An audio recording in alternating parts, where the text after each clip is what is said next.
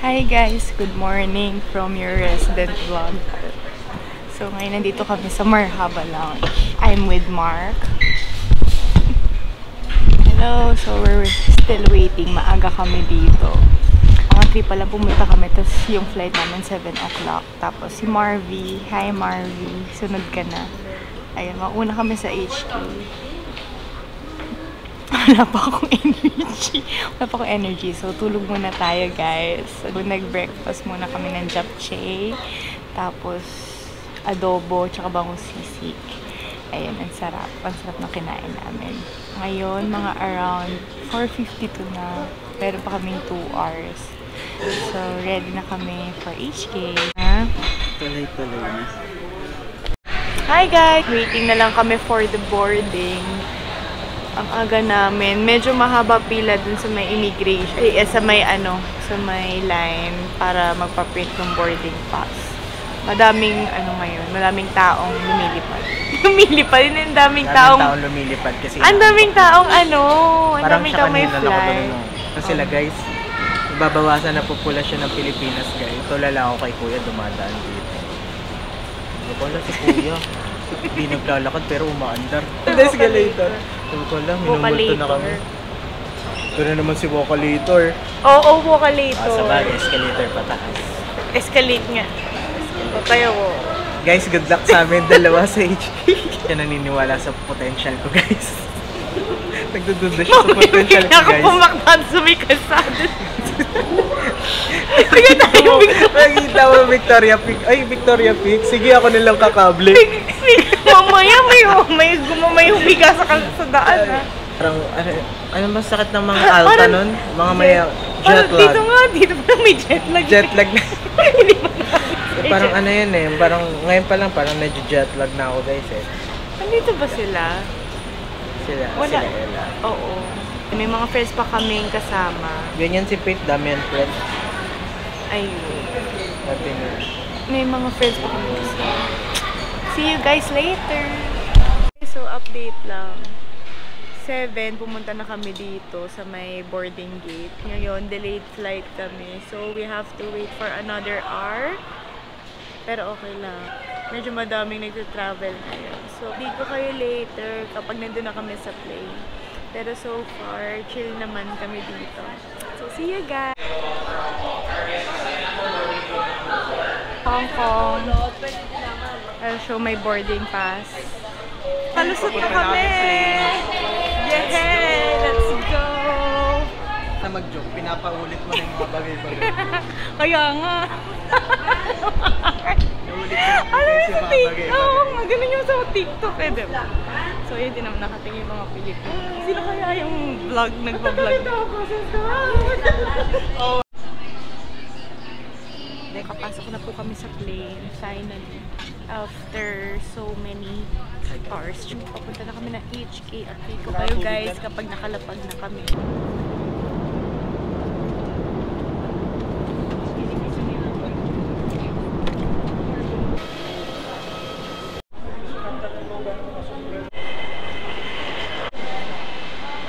Hi guys! Touchdown Hong Kong. Ngayon, magka-transfer kami ng train going to immigration. Sobrang late kami, as in like 3 kami nasa airport, 12 kaming nakalapag dito sa Hong Kong. Transfer kami for immigration. After that, kukunin namin yung luggage namin. Hi guys! So finally, nakalagpas kami ng immigration. Ngayon, kukunin lang namin yung baggage. Katagal na naman yung waiting game. Pero, ayun, after this, aabil na namin yung mga Klook. Yung mga inabil namin sa Klook, yung SIM card, then yung Octopus.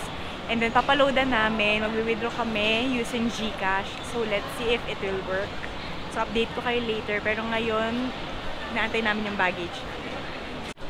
Guys, we finally made it. Nakuha ko na din. Hindi ko napansin na nakabaliktad siya. Ngayon, pupunta kami ng arrival hall to claim our Klook. Yung mga inabil namin sa Klook. Namin yung iba naming friends. And then, we're good to go. Let's go! Finally, nakuha na namin ang aming SIM card. So, rename lang namin siya dito sa may arrival hall, dito sa may F. Makikita nyo naman yung parang may Klook na guide. So, sundan nyo lang yung map doon. So, ngayon isi-set up natin siya. Madali lang siya, pipila ka lang and then bibigay na agad yung SIM card. Pero kailangan mo siya i-set up manually. May pocket wifi kaming dala para isa na lang yung SIM card and then unlimited naman siya. So, let's see kung totoo mo. Kailangan may passport kayo i-represent to validate. Ano na ito? Saan ang hep-hep dyan, guys? Hep-hep? Wala na akong energy. Wait. Na-set up na natin siya. Ngayon, tatry ni Mark kung gagana talaga siya. Kasi sa akin nakakonect na siya. TP-Link BE15. Oo, TP-Link.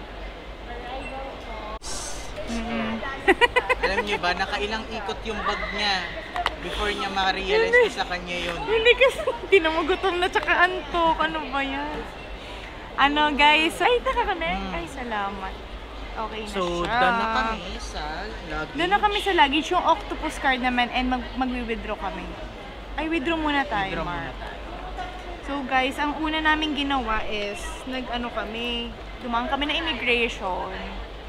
And then, kinuha namin yung luggage. Ngayon, dumiretso kami to pick up the SIM card. Ngayon, Tatry naman namin kami yung... pumunta sa GCash. Ayun, tatry naman namin ngayon yung Gcash. Try natin mag-withdraw using GCash. So, ito naman ang next agenda natin is Gcash. Let's go! Next stop, after the SIM card, tatry namin tong Citibank kung gagana. Hindi ko sure. Pwede naman, Visa yun. Let's judge. Let's see, Gcash siya. Nako. Citibank, hindi siya in-accept. Sa Bank of China, hindi din. So, we'll try here in HSBC kasi sinerch ko. Pwede ata yung HSBC. Pero, let's try. Pa-sure kung pwede. Pero, hanap tayo kung saan pwede mag-withdraw. So, nandito kami currently nasa airport. Dalawang ATM na machine, pero hindi nag-work. Ngayon, nasa HSBC. Finally, we figured out paano makapunta ng hotel namin. So, magbabas kami. Using our octopus card. Sa Admiralty kasi kami nagsistay. Ngayon, 41 each KD lang yung fare. Pagkano kaya yun? Parang mahal niya pag kinonvert sa peso. Parang 500. 500. Parang 500. Pero kasi parang ano siya, tatawid siya ng ferry, may mga tolls. Wala sa isip ko. Doon na kami sa bus ngayon, nakasakay na kami. From, ano ba yun? Wait lang, ano ba yung ano? Ilang hours tayo na? 30 minutes? 30 minutes. So 30 minutes kami nag-antay doon sa may airport. Para dumating yung 8:11 na bus. Ang sinakyan kasi namin na bus para makapunta ng Admiralty Station, na bus station, 8:11. Medyo matagal kasi yung queuing ng bus. So ngayon, on the way na kami. I think aabutin to ng mga 30 minutes to 1 hour. At least makita namin yung view. So, ayun talaga yung maganda din na i-try nyo kapag mag-Hong Kong kayo. Huwag kayo agad kung may time lang naman kayo, huwag na kayo mag-Hong Kong Express. And mas cheaper tong bus. So, for me, mas maganda na i-try nyo na to kasi may view, may sightseeing din. So, makita nyo yung sightseeing ng Hong Kong. So, mag natin yung around the area, yung hotel. And then, kikitain na natin yung iba nating mga kasama. So, Hi guys, so nasa-stress siya. Late ngayon. Kasi mga kung dapat ba nag-tap? Hindi na, kasi nabawasan na tayo. Nabawasan na tayo. So, hindi na yan tutuloy-tuloy. Natutunan na ako, hindi na. Hindi na. Hi guys! So, nandito na kami sa bus stop. Papunta na kaming... Saan tayo papunta? Sa JW Marriott Hotel. So, maglalakad lang kaming dalawa. Grabe yung biyahe na to. America to Asia. Guys, galing lang naman kaming Philippines. Guys, finally, we're here. Hindi, andito na kami malapit sa destination. So, sa JCW.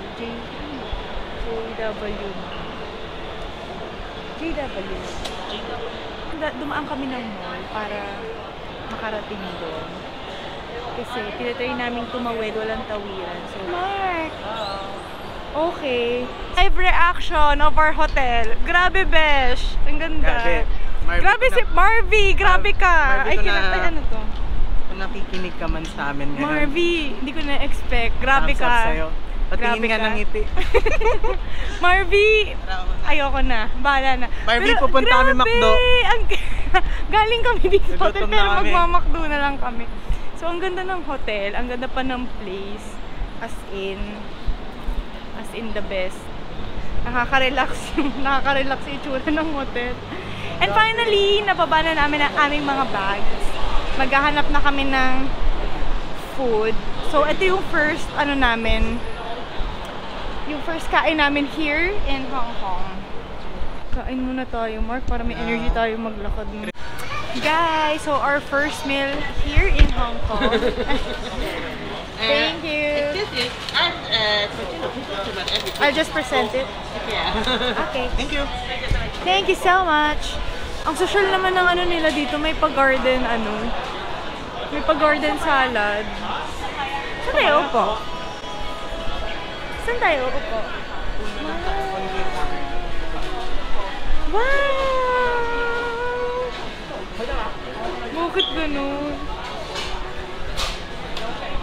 Guys, so our first meal here in Hong Kong is McDo. Ina-try namin yung McDo. Kasi inaantay pa namin sila Marvy. So dito na lang. Here. Is someone sitting here?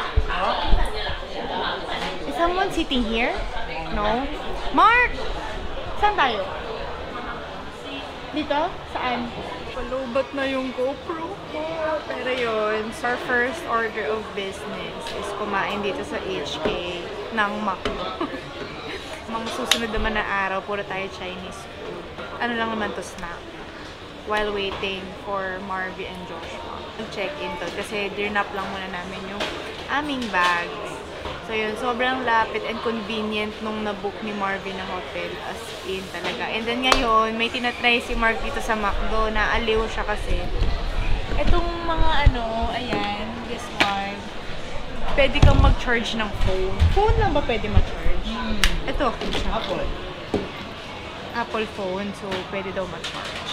So, kain tayo later once okay na yung order. Bye-bye! Guys, ito na yung McDo namin. So, I ordered crispy filet sandwich with veggies and then fries. Nag-order din ako ng Oatly. Ayun lang. Sarap. Sarap naman, no? Sarap. Sarap ng nila dito? Oatly.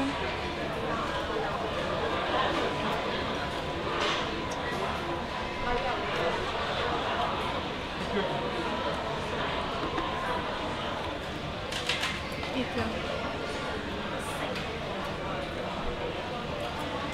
Sakto lang.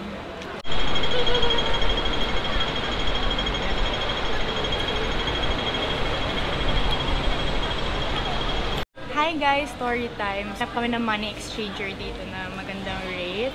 Kasi sa airport, medyo malaki siya. So, mataas yung buying niya ng HKD. Around $8.3 kapag sa airport ngayon. Dinirect kami ni Kuya. Chinese siya eh. Dito daw sa World Wild Plaza. Meron kami nakita doon sa unahan. Pero sarado na. So, nandito kami ngayon sa Western.